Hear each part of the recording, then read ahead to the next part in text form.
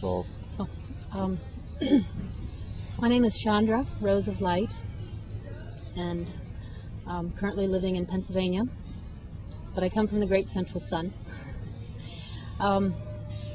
And my major work this time around is with the Divine Feminine, and particularly with the chakra systems.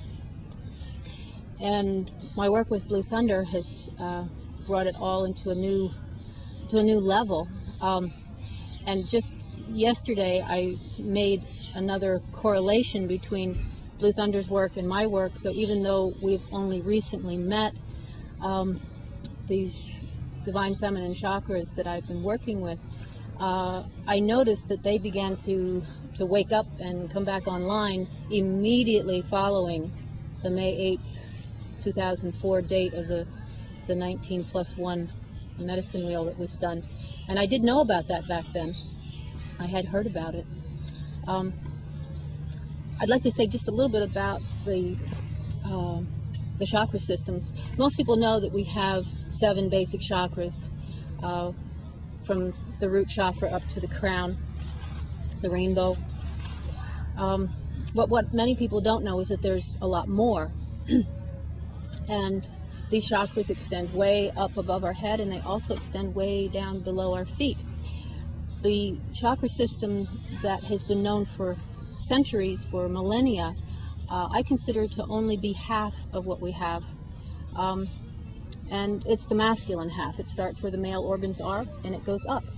But we also have a complementing system that is intended to balance the masculine system, and it should come as no surprise that it starts where the female organs are, and it goes deep.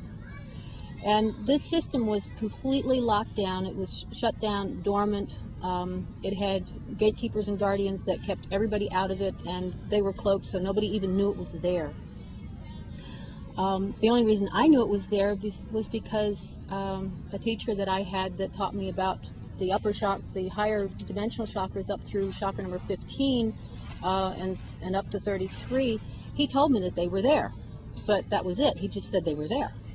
And it wasn't until quite a few years after my work with him had ended that they began to come online, because at the time that I heard about them, they were still dormant. Now, the chakra system that I work with, I suppose there are many models, but the model that I'm working with through the 5th dimension goes from 1 to 33. So there's 33 high, and there are 33 deep in the Divine Feminine. At the moment, most of humanity is still just beginning to open these chakras. We've been doing work that is supporting all of humanity beginning to open and activate these chakras. And just to explain the difference between an open chakra and an activated chakra, open means that it can receive. It's kind of like a radio station where it can receive signals when it's open, and it can also send out signals when it's activated. So if your chakras are open, you can be receiving. But it's only when you become activated in a given chakra that you can begin to send out from that chakra, send out that energy into your world, and begin to have an impact on your world. So the activated chakras are really the energy system, the structure through which we create in this earth realm. So as we are opening and activating these chakras, we become able to have a greater and greater impact on where we live. Now let's come back to balancing these masculine chakras with the feminine chakras. We're working on opening into the 5th dimension and getting the whole planet operational in the 5th dimension. That's where the new world is, the new earth, the prophecies that have foretold this new time coming. The whole planet is upscaling into the 5th dimension. And in order for us to go with her, we've got to get our chakra system online in that dimension. So in the model that I work with, the first 18 chakras are in the 4th dimension. The 5th dimensional chakras begin at 19 through 33. So when we put the masculine and the feminine together, we actually have 66 chakras in the system. And as Blue Thunder was mentioning earlier, the earth and our bodies are really one and the same. So as we're working with our chakras, we are also helping Earth, Mother Earth, Gaia, to open her chakras. And as she's opening her chakras, she is also helping us to open our chakras. We are one and the same. We are one. And that's really where we're moving in this whole movement into the new Earth. We're moving into oneness with Gaia.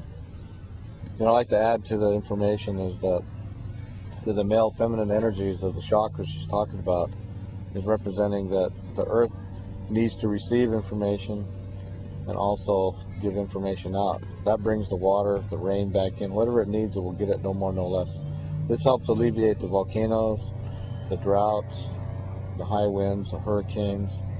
All of nature's disasters are needed to fix the Earth and keep it in harmony, because we have passed the 50% mark,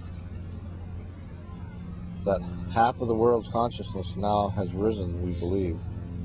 And because of many things that's happening, the more consciousness of the people awakening will help add to the chakra systems, or the sacred vortex areas that are spinning with a feminine and masculine energy, because the Earth is like what we are, and many chakras, many colors of light. So the Earth is a bright diamond and a crystal vibrating in the universe. And when we cut holes in her, that lowers Mother Earth's heart energy. That gives us our heart energy. So Mother Earth's bleeding heart energy leaks out of the Earth when a road or a highway or a cut is put into her surface, or she's being bombed or dynamited or dug into for minerals, for gold, silver, wealth. Plucking from the tree of life is the fruit. But Mother Earth, we were told not to do certain things. And given this information as indigenous nations, in all nations, so it's in the Bible, it says do not pluck from the tree of life. The silver, the gold, the clay, the rubies, the diamonds, the emeralds, the people would turn into the darkness, turn towards the darkness, and that's what's happened. And so when they pluck from the tree of life, the water's going away, the rain, the drought, the fires, because it's so hot, the bark beetle infestation, you name it, nature is retaliating, and messages say that if we do not take care of the gifts Mother gives to us, they will be taken away, because what we've done. And now is the time to reflect upon this. And those who do not take care of their areas, their gifts will be taken away that Mother has given to them to share freely, she says. She gives the wind, she gives the water, she gives the soil, she gives the food, she gives the animals, she gives the trees. She gives us all the fruit to survive, to sustain ourselves.